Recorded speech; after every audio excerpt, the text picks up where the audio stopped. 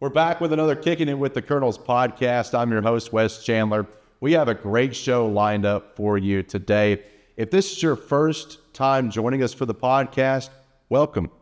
It may be off-season for our coaches and athletes, but there's no off-season for our guests today. And with that, we welcome you to our interview with EKU Director of Athletics, Kyle Moats. Kyle Moats is our guest today on the podcast, the Vice President and 16th Director of Athletics at Eastern Kentucky University. Welcome into the Kicking It with the Colonels podcast.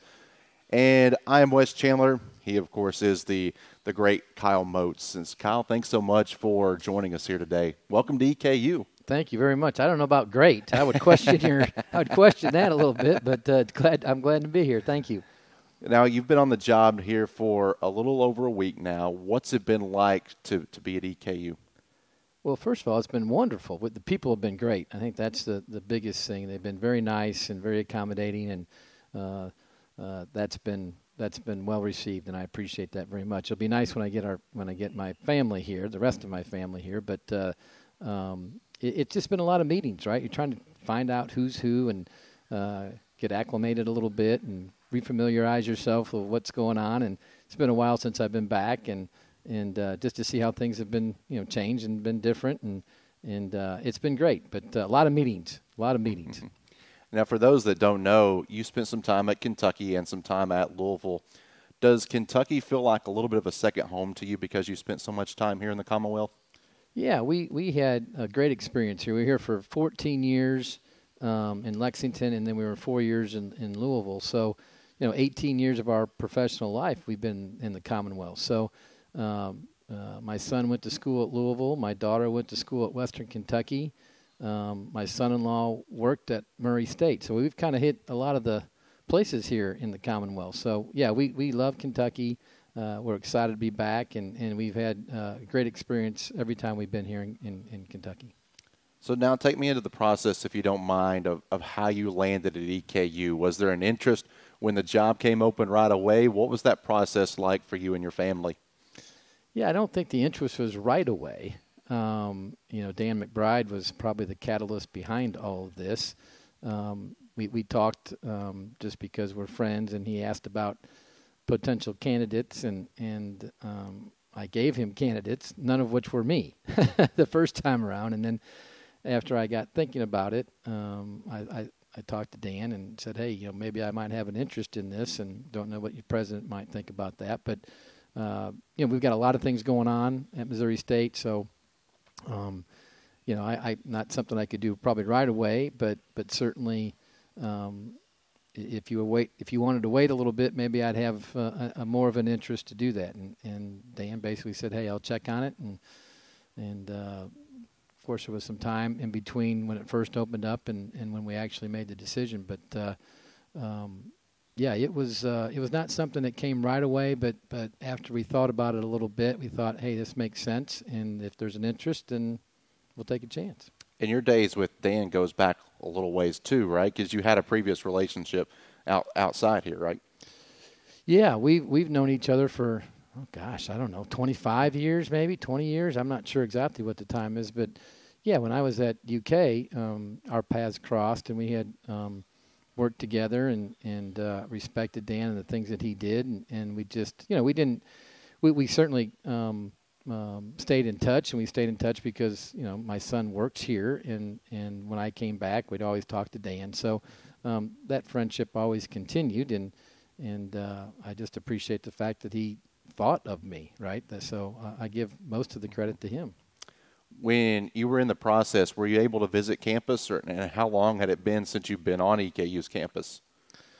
Well, I was talking to Walt today, and the last time I was on campus was, I think, the first home game last year. If I'm not mistaken, it might have been Western Carolina, and it rained a lot, and I brought my grandson to the game, and obviously Kirk was working, but that was the last time that I was on campus, and I just was here at the football stadium. I really didn't look at much else, but just coming to the football game. But that was the last time that I was on campus. And no, during the whole process, I never was, well, that's not true. Early on in the process, I was on campus and met with President McFadden very early on in the process, but I didn't go anywhere else but to his office, didn't see campus, and in any of the facilities whatsoever. But I had a pretty good idea what it was. That's awesome. Now I want to go back a little bit. Go back to your SIUE days. Take me. You were a golfer and a student basketball assistant, right? Did you do any other sports, or were those two the main ones?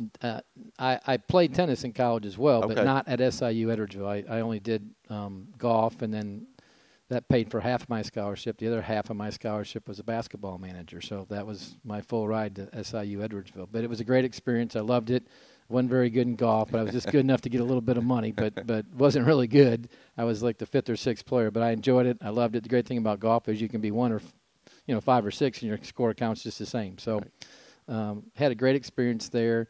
Loved the basketball part of it. I enjoyed that a lot. The athletic director there at the time was Lynn Lashbrook, and we were just starting. That was a brand new school, Division II. My college roommate was on the basketball team. I lived with him, and I got involved in what was called the Cougar Club, which is the same thing as the Colonel Club here. And they just needed people to help. And that was my indoctrination into college athletics, was the ability to just help out in the athletic department. And I loved it. And that's how I got my start. So I'm forever grateful to SIU Edwardsville for even giving me the chance to do a lot of different things, and I enjoyed doing all of those things. And was Edwardsville close to your home? Because you grew up in Illinois, right? I did. No, I'm originally from Dixon, Illinois, which is 100 miles west of Chicago. My wife is from Springfield. That's where we met, was down at SIU Edwardsville. So it was a little ways away, but again, try to be a quick story here, but I picked SIU at Edwardsville. I was at St. Edward's University, which is a private Catholic school in Austin, Texas. I went down there to play golf, and that didn't go very well. I think I lasted maybe a cup of coffee. I lasted half a semester. Didn't go well. Said, hey, I want to come back. I got homesick. And my dad said, that's great. You can come back, but you're not coming home. You're going to go to school. So he flies down. I had the car down there. We drive back, and I talked to my friend who was going to be my roommate, who is a hometown friend of mine who played in the basketball team. So I lived on the floor for the first 2 semesters. It was the reason I went to SIU at Edwardsville, because they were on tri-semesters. So the only reason I got in was because it was late to get in. And the golf coach said, hey, yeah, you can come, but you're not getting any money. So if you want to walk on, you can. I did that, was a basketball manager. But that's how I got my start. I didn't know much about SIU Edwardsville at all, except it started on tri-semesters, and I could get in, and that's how I got started and was there for 4 years. But my dad dropped me off with my trunk and said, good luck, and drove home. That was how I got to Edwardsville. All you needed was a chance, right? That's right. That's all it was. That's all I had was a hope and a prayer. That's all I had.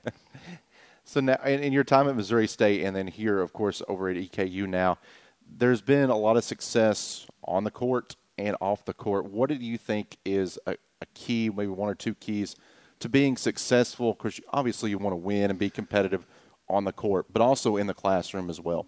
Well, I think it's twofold. I think coaches have to recruit the right type of kids that want to be successful in the classroom. The second part of that is the kids certainly have to have a desire to be good in the classroom. And then finally, you have to have staff that pushes them and wants them to excel in the classroom. So those 3 things. And if you don't have one of those, doesn't mean you can't be successful, but you can't maximize your success if you don't have all 3 of those when it comes to off the court. But I always think it's about people. I think your coaches set the tone.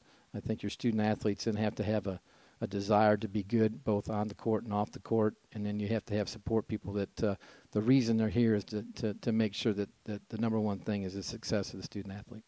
I feel like you could probably talk about this next question for a half hour at least, but how is college athletics changed from when you were named the Missouri State AD to now here at EKU?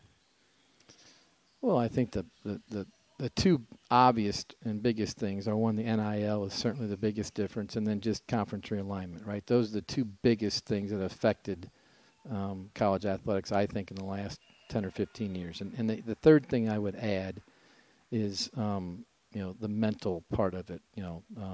That part is been a big issue with student athletes in terms of just it's different than it was maybe 10 or 15 years ago. The mental aspect of it, it was something you didn't say much about, or you didn't want to say much about, and now it's much more in the open, and we have that we have the ability to talk about it and make it better for them. So I think those three things: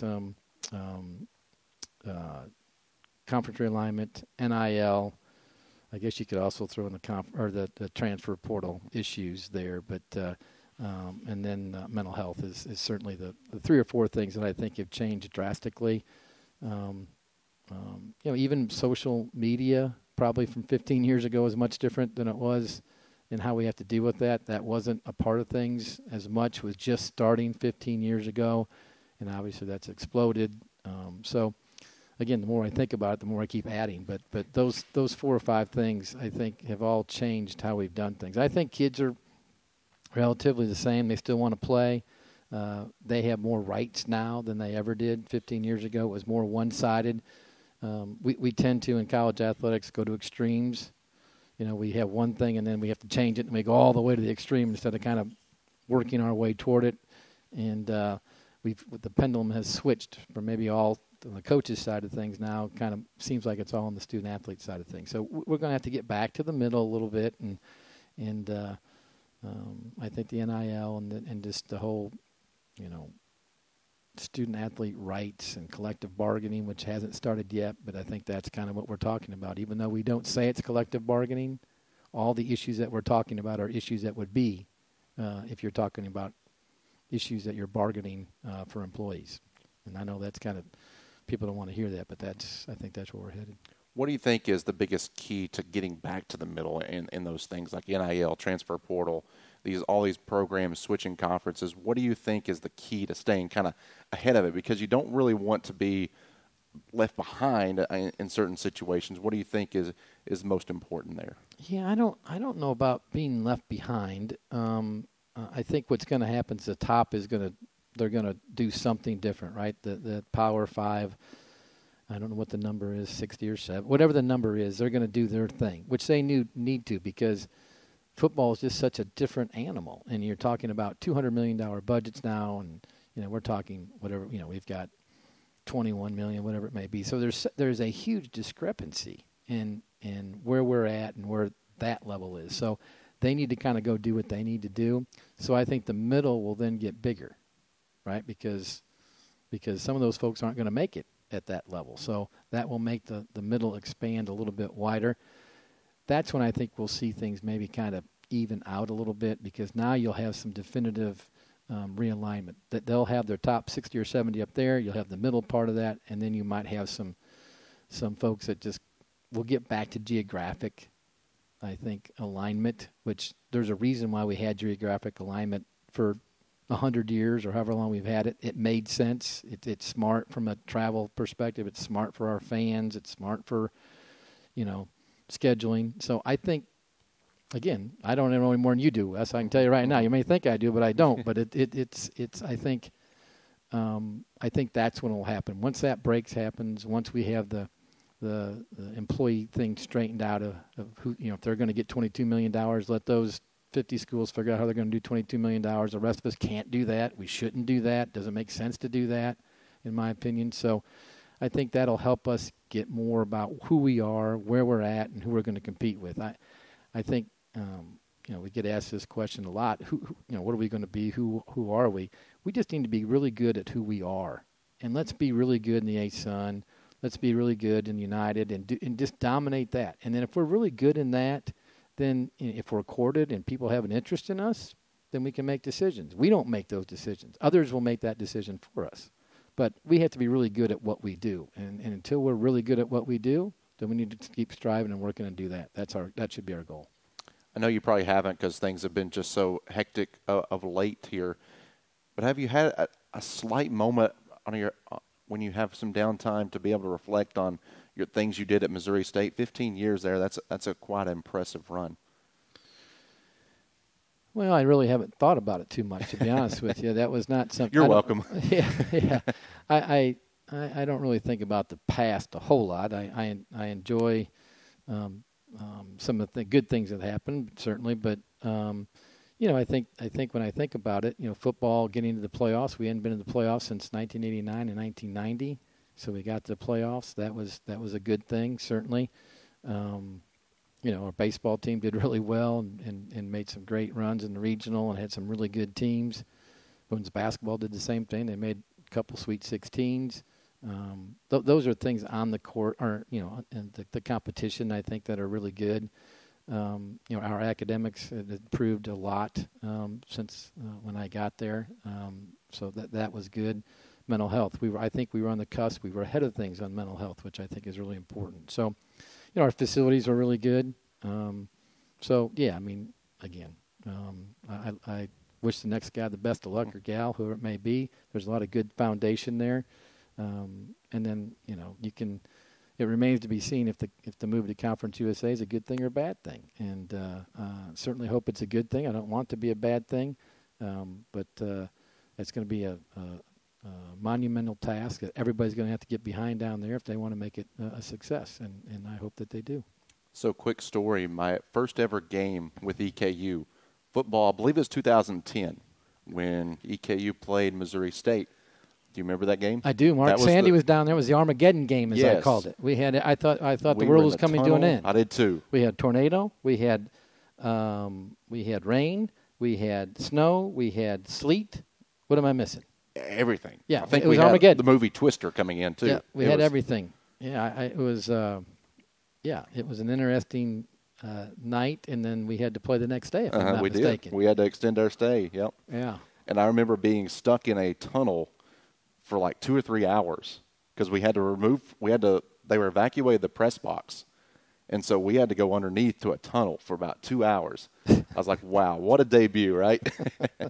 Well, sorry about that. No, but, you can't help the weather. No, we can't control that. But, it's a game that I'll never forget. That's for sure. For sure. Yeah. I still have that press pass. That was like, I'm not getting rid of that one.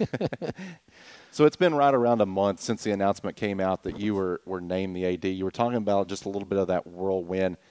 I know, when do you think that maybe things will settle in a little bit for you? Yeah, I think the first thing is once you get your house and you get into your family gets here and you get settled that way. I think that's the first part. But we're meeting with a lot of folks and trying to figure out kind of the best things for everybody to do. Once we kind of get that figured out and people get placed as to where they can do their job and they understand what they're doing, I think that'll be, to me, when I think we start getting settled in. But I still have a lot to understand and a lot to learn, and working with the president and his cabinet to try to figure out what we can and can't do. But again, we have a lot of really good people that want to do well and are doing well, and I look forward to working with them. So again, if I had never been here before or never been around the area, then I'd probably feel a little bit more anxiety. But I don't feel like that. I feel like, hey, all that is kind of easy. It's just trying to get to understand people and their strengths so we can plug them in and do the best job they can. That's the part that, and that won't take long. I really don't believe that'll take that long. I got to get to know our folks, and I want to try to figure out how we can help them succeed. Did you get a glimpse of anything on June 12th when that introductory press conference happened? Because all the coaches were there, fan support was there. The really good turnout. I know you had a lot of crew with you as well. Your family was there as well. What stood out to you most about that press conference? Yeah, I think the crowd was great. I think that was encouraging. It's always nice to have people that come out and support athletics. I think we had a lot of people from the community there too at the pre-reception, which was very nice. I did appreciate the coaches that could be there, and I think if they weren't recruiting or they weren't on vacation, they would have been there, and I think that's really nice. I think the local media was good to have out there. I mean, some of those guys I know and remember, so I think that's good that they decided to come out and support Eastern. That's really good. So, yeah, I mean, it got a little emotional because, I thought about the family. And that's kind of one of the biggest reasons we were there. And made the decision. It wasn't the only one. We have a lot of success and the tradition here at Eastern Kentucky, and I wouldn't have come here if I didn't think it was a good job and we couldn't be successful. The family part of it certainly was another big key, and then President McFadden. I mean, that was the other thing. Those were the kind of the three things that made a difference, and if those weren't all kind of aligned right, then it wouldn't have been a good job, or I wouldn't have thought it would have been a good job for us. But the press conferences always those are always fun if they go well. If you screw them up, then that's not good. But I thought it went all right. I'm not a great guy in front of the camera. I'd just soon have coaches and players in front of the camera and me stay out of the way. That's probably the best way of doing things. Well, that was one of the takeaways I had from that press conference, is just the importance that you put on family, and I'm sure that meant a lot to you to have your family there and be able to support you like that.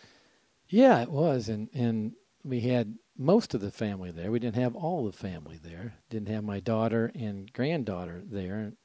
So they'll be coming here probably the next week or two. They're also going to come up. So we'll have all of our family here. That's when I said, hey, we'll have everybody here. You may think, well, my wife's not here yet, but she's staying back with my daughter and granddaughter. And then she's expecting in October, my daughter is. So we'll have a new addition here soon. So we'll have 4 grandkids here. And then maybe we'll be starting to settle in then. Are you up for that job too? No. That may be the best job of all, though, right? That's the best job for sure. But the best job that my wife will get that job, and she will win that very well, and she'll do that job really good. So she's excited and looking forward to it. We're chatting with the Director of Athletics, Kyle Moats, here on the Kicking It with the Colonels podcast.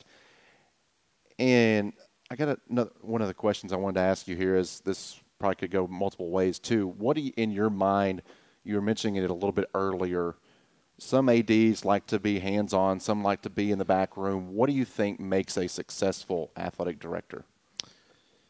Yeah, I think a couple of things. One, I think you have to understand your folks and let them do what they want to do. I have never been a hands-on guy. I just think that's a little bit too much. I think if you have good people, then you let them do what they need to do and get out of their way. Now, if they're young and they need some guidance, some help, that's a different deal. But I've never been someone that just micromanages. I didn't like to be managed that way, and therefore that's not the way I would lead. But I certainly want to give people the opportunity to succeed. I think good ADs hire really good people, right? They always have to hire better people than what you are. I know it's a cliche, but you hire the right people that have the same values that you do, then it makes it a little bit easier to work with them. And it just helps when you're trying to get things done if you're on the same page with hiring the right people.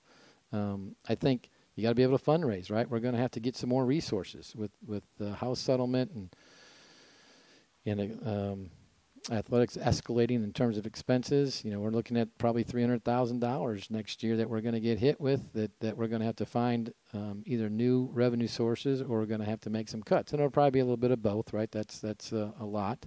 Doesn't scare me. That's part of the deal, right? You have to do that. So I think there's opportunities there, but I think being a part of the community, hiring good people, being a good fundraiser, I think those things are always important as an athletic director. And I think you just have to be honest with people, be consistent, and I think those qualities and characteristics of you as a person, I think resonate well with who you're working with. And I'm going to be here for 10 hours a day. I want to be able to enjoy the people I'm working with, because it's a long time. And if you're not happy with who you're working with, then you take it home, and it doesn't work well with the wife, and that's not good. So we want to make the culture a good, positive one where it's very family-oriented and people enjoy coming to work. And under your leadership at Missouri State, you were able to hire some big names, coaches, Conzo Martin, Bobby Petrino. I know I'm going to lead some off, Kelly Harper, just to name a few. Is that kind of your philosophy, or was that just kind of how that particular job went about? Well, that's a good question. I think you'd probably have to ask them as to why they came to Missouri State, right? I think part of it was leadership that we had in terms of the president, and I think we had really good facilities, which I think helped. I think we were in a good conference, and I think we funded things properly. So those would be the things that I would say. In the football perspective with Bobby, that was a little bit different. I think Bobby was wanting to get back in to be a head coach. We caught him at the right time, and he wanted to coach, and he's a hell of a coach. I mean, he can flat out coach. and he proved that. I mean, he took something that again, we didn't have the resources that some of the other people had in the valley, and he was able to get us to win, and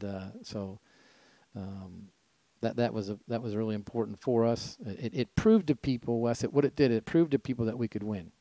You go that type of 30 years or whatever it may be, 25 years. You go that long, and you don't win very much, then people kind of think, what are we doing, right? But he proved that we could win, and that was important. But I think reputation maybe in the marketplace and in college athletics, I think might have had a little bit to do with it. I mean, if they don't know you or don't respect you, and in women's basketball, Kelly did well.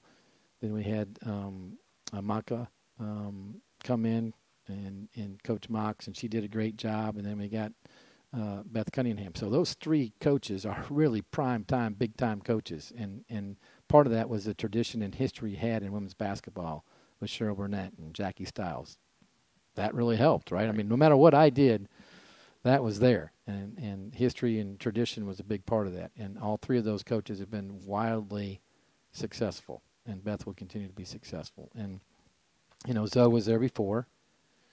He was there when I got there in 2009. I didn't hire him originally. Coach Rowe hired him, and then he went on to Tennessee, and then we got to hire him back. But he was the only coach that had won a Missouri Valley Conference regular season title at Missouri State. So people were excited. And again, another thing, it can be done. He did it, and the most successful time we've ever had, I think. At least in the modern era, was when we beat Wichita State at home when the place was packed and going crazy, and people won't forget that. And so he can do it, and I hope that they are great, and I hope they win every game that they play. Have you got a chance to meet with all the coaches here? All but one. And I've talked and texted with him. He was in California, and but other than that, I've hit everybody. Yeah. Again, it may be a quick pass. It may be a, hey, how you doing? But I have met all of them but one. Yeah. And pretty good takeaways from Oh, yeah. Again, like I said, there was some I had more conversation with than others, but I wanted to make sure that at least I touch base with everybody. I think we haven't had a head coaches meeting yet, but we will. And, again, I will be different than others, and most of the coaches are going to be who they are, right? They're not going to change just because I walked in the door. But there are some things that we'll have to focus on that'll be mainstays with us and the staples in terms of academics and compliance and staying on budget. Those things are they're going to have to be important, and I think they will be important with this staff. And we always want to win, but we certainly want to put the student athlete at the heart of the program and be compliant. And you can't spend more than what you have. That's not the way it works. What are you most looking forward to this year? If you could just pinpoint one thing this upcoming sports season. Yeah, I love to compete. So this will probably be the same thing I would say every year, not just this year, but I enjoy watching our kids compete. I really do. And one of the great satisfactions I get as an athletic director is when I see a freshman walk in, and we usually know, if I'm at practice and I'm watching basketball or football, whatever it may be, and they don't know who I am. They don't. If they do know, they kind of look down because they don't want to talk to me because whatever. It's an AD. It shouldn't be that way, but that's just the way they feel. And then by the time they're a senior or a upperclassman, they're coming over and high-fiving and saying, "Hey, Moats, how you doing?" That's great satisfaction to me. I love that. So I think just getting to know the kids and walking around and seeing them, because I will do that. I'll go to practice. I love practice. I mean, I love the games, but I love going to practice because you see a lot what's going on. You see how the kids are. You see how the coaches interact.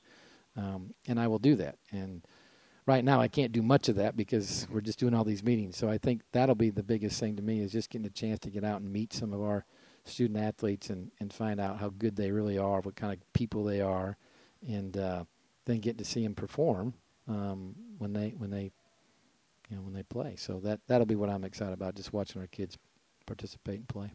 Did you know you always wanted to become an athletic director? Was that the dream from day one? Oh, I don't know. I remember in 8th grade, we kind of did this thing before he went to high school. Our social studies teacher said, what do you want to do? And I wrote down, we had a indoor tennis complex called Westwood in Sterling, Illinois. They had indoor tennis courts, they had a track, they had basketball courts, and I said, I want to run Westwood. And so it wasn't exactly an AD, but it's pretty close, pretty close. So I've always wanted to stay in intercollegiate athletics. It's really the only thing that I think I know pretty well. I mean, if I got out somewhere else, I'd probably fail miserably. I don't know, but I enjoy it. I've been around it my entire life, and I love the people you get to meet, and not just in intercollegiate athletics, but outside of it, in terms of business folks and donors, and they're just the great thing about intercollegiate athletics is you can be a doctor, you can be a politician, you can be a salesman, you fill in the blank. When we go to watch the game, we all come together. It doesn't matter how smart you are, doesn't matter how much money you make, you're all rooting for your team. And that's the part that I love, that everybody gets behind your team and supports it. And that's the part that I love about intercollegiate athletics. The game brings everyone together. Yeah. That's an amazing feeling, too.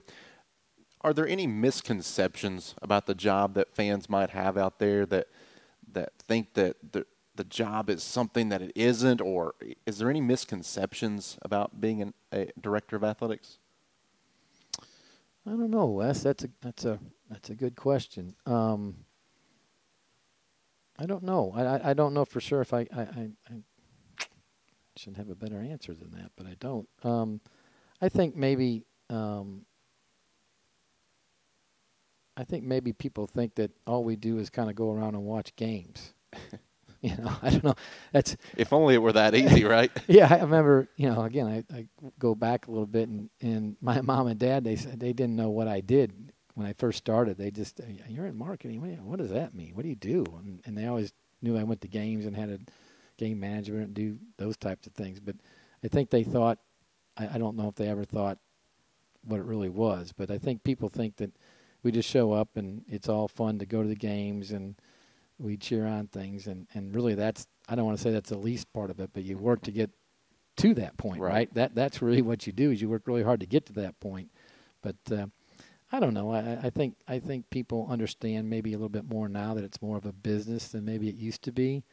But again, I think people have a pretty good perspective of what we're trying to accomplish, and I think maybe more emphasis is on student athletes now than maybe what they think. They just see what they do on the field or on the court, and there's so much more to who they are than just that. So that might be what the misconception might be, I would say. Wrapping up here with Kyle Moats here on the Kicking It with the Colonels podcast. Has there been anyone that has had the biggest influence on your career so far? Yeah, I think I'd go back and just the people that I've worked for. Kathy DeBoer, who was the longtime senior associate at UK. She's the first person I worked for. She was really good and probably gave me my appreciation for women's athletics more than what I had when I first started when I was 21 years old. Gene DiFilippo, another one who was at UK. He was a fundraising guy there.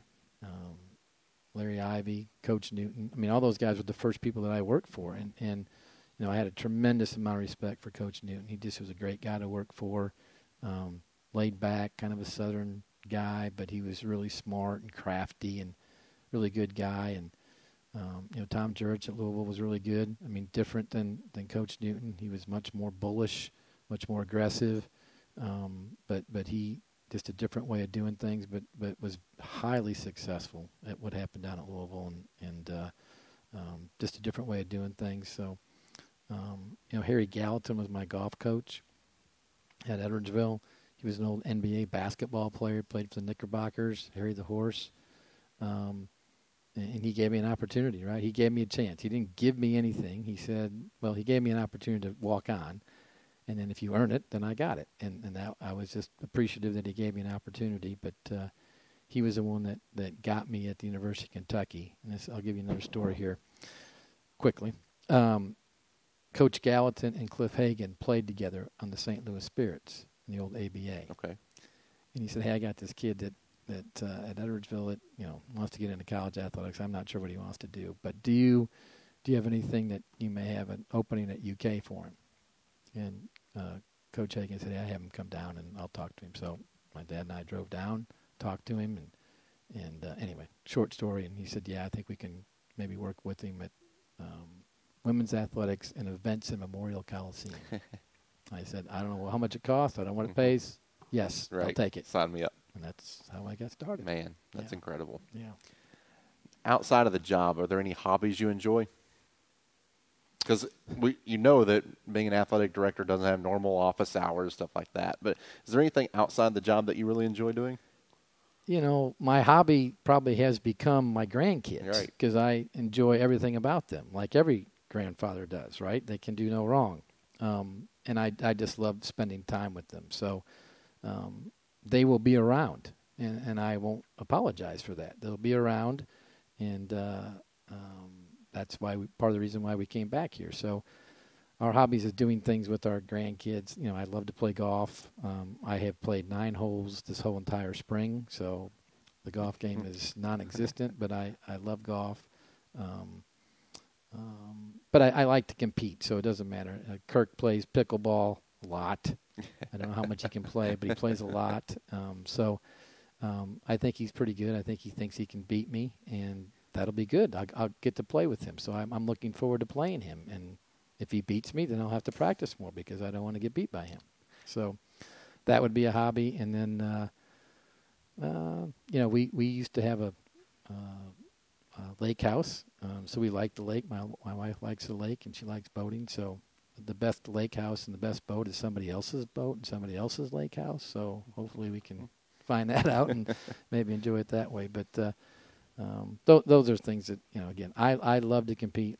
My hobby is my work, and I enjoy that. So when I get time off, I'll spend time with the grandkids. So the guys were telling me earlier there's going to be this new series coming out. So we may want to see a little interactive Moats. Is that? Yeah, this We're is just gonna Steve's tease idea. it, but yeah. This is Steve's idea. So I like all sports. I met with the donor yesterday, and they said, "What's your favorite sport? You got to have a favorite sport as an athletic director." I said, "Well, I'm going to give you the political answer. That's a dangerous question. I don't have a favorite sport. I like them all." Yeah. So we're going to kind of bounce this around. And is it Ken Kyle? Is that it? Yeah, I believe that's it. Ken Kyle do fill in the blank. So, boy, after the first attempt at a field goal, that was I guess we're going to keep going, but that was a tough one for me. But we'll see how that goes. It'll be a lot of fun, and I get to meet with coaches and student athletes, and I think that's the fun part of it. And you know, anything we can do to try to help engage folks and get them interested in Eastern Kentucky athletics, that's good. That'll certainly be a must-watch TV. Yeah, it sure will, yeah. So now we got to introduce you to this wheel here that we have. It's a regular here on the podcast, a bunch of random, lighthearted questions, and we're going to spin it, one spin, and you answer it. All right? Sound good? Ready? We're going to have to see what we get here. That was a bad spin. What do we get? Really bad spin. We got the Uno reverse. Okay, so what that is, it's wild. So we switch roles. Now you get to ask me a question. Okay, that's not too bad. Do we need to have a minute to think of something? No. I want to know what your very first broadcast event was. My very first broadcast event was I was calling my high school game. I had graduated so I played basketball. I graduated in 2009, so high school in 2009. Basketball season was over in March. I get on to the local radio station back in my hometown, and I'm calling a softball game like a month later. So very early 2009, like early summer 2009. It was a high school softball game. It was very bad because I was extremely nervous. A lot of dead air, which is something you don't want in broadcasting. So that was not a good thing. But it's come along, I feel like. Well, you took probably the toughest one you could take because baseball and softball requires a lot of talking. It does. It is a lot of dead time. So unless you had somebody with you. And doing it solo is not a great idea. Well, you took the hardest one you could possibly take. And you think about it, in high school press boxes, they're not exactly luxurious either. So the conditions, I think I'm finding off spider webs in the corner, looking through a fence. It was not great. Well, you have to have an understanding of all sports if you're doing that. So good for you to understand softball, baseball, and obviously basketball. So good for you. Well, let's do one more. You good with that? Whatever you want to do. Let's do one more. Let's get to know Kyle Moats a little bit better. That one's a better spin. Yeah, I didn't do very good in that first one. What do we got here? Oh, Steve likes it, whatever it is. That's not good. Not karaoke. You got the vocal cords warmed up? Oh, for the love of it. You got to be kidding me. I can't. No way. Let me just double check that. Maybe we shouldn't have spent it one more time. Oh, it is. Golly, how bad. They must have this thing rigged to do that. They got to have it rigged. I'm telling you, I can't sing a lick. I love music. Do you have a song, though? No, I do not have. No, I can't. I don't have any song that I sing in karaoke. I love Sweet Caroline. I think that's a great song to play at the third quarter and all that kind of stuff. But I am not. I cannot sing a lick. But I do love really all genres of music. I really do. I love country. I love pop. I love oldies. Anyway, so. But I can't sing a lick. I just can't do it. That's fantastic. Kyle, thank you so much for your time. Thanks, Wes. Had a great time. Appreciate it. Thank you. All right. That is Kyle Moats here on the podcast. And we've had a lot of fun talking with the Director of Athletics. My name is Wes Chandler. Until next time, you've been kicking it with the Colonels.